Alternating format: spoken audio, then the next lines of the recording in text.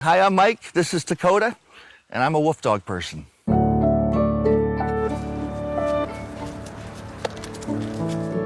About 15 years ago, I got 2 wolf dogs, and I learned that wolf dogs are put down when they're brought to animal shelters, and I started to save animals, 1 or 2 at a time, but I lived in a suburban area, and I didn't have the room, plus the neighbors didn't like the howling.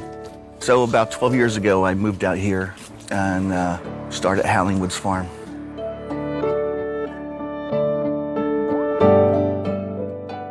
There's probably about a dozen facilities around the country. Some of them are sanctuaries where animals go to live out their lives. Some of them are like us, they're a rescue where they take in the animals and rehome them. And rescue is a small part of what we do. We're primarily an educational institution, and over time people wanted to stop and come visit us. So we started to do tours and let people see and interact with our wolf dogs, at the same time teaching them the true nature of wolves, helping them to learn that wolves aren't the vicious creatures that we grew up to learn about through fairy tales and TV commercials and movies and such. Sit. Sit. Good boy. My name is Michelle. I'm an animal caretaker, and that consists of feeding, medicating, vet appointments.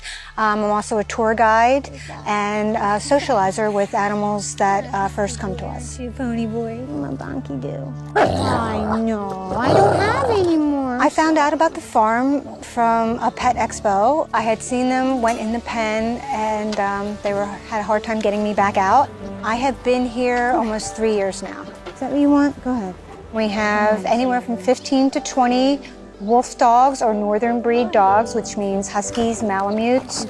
Some of them have wolf in them. Some are mislabeled as wolf. That's about 1/8 of a second.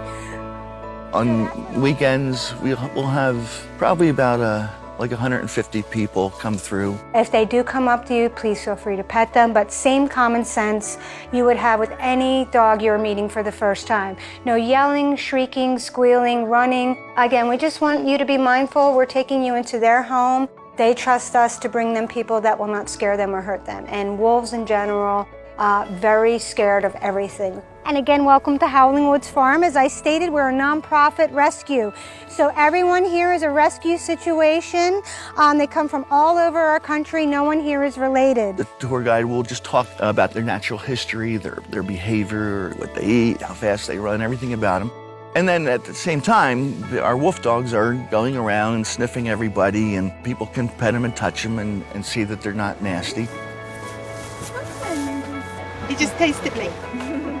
Most of the people that come here already know the truth about wolves. It's when we do our off-site presentations that we really teach people the truth about the animal's behavior. He does have the big, huge teeth, so he could take this if he wanted to, but extremely gentle.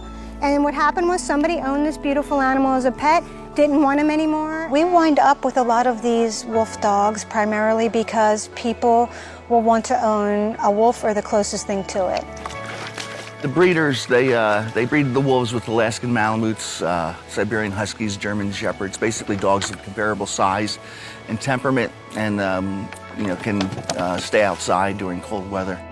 Unfortunately, the breeders don't really tell the people what the animals are like. These aren't house pets. But a breeder will not tell anyone that. They will take your tons of money and say, you know what, these animals will be great in a crate, great on your sofa cuddling, watching Twilight with you, and great watchdogs. And everything I just said is the complete opposite of the truth. Oh boy.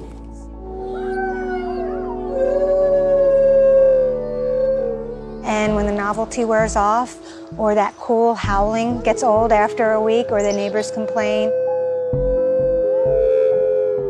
So people will own these animals, get tired of them, let them loose. People will see one of these animals on the street and shoot first, ask questions later, because we've been raised with stories like Three Little Pigs and Little Red Riding Hood, which again are the opposite of the truth, and Hollywood perpetuates that myth.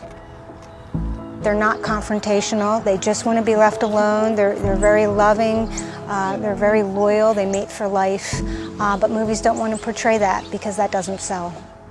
The best part is seeing people coming in and interacting with the animals and enjoying the tours that we do. Shante, who is now 6, was found by animal control when he was probably about 6 months old. It is an honor and a privilege to be able to work around these animals. Oh, you're gonna go in? Wow. It is something that every single day I can't believe I'm so lucky to do, and it's an absolute honor.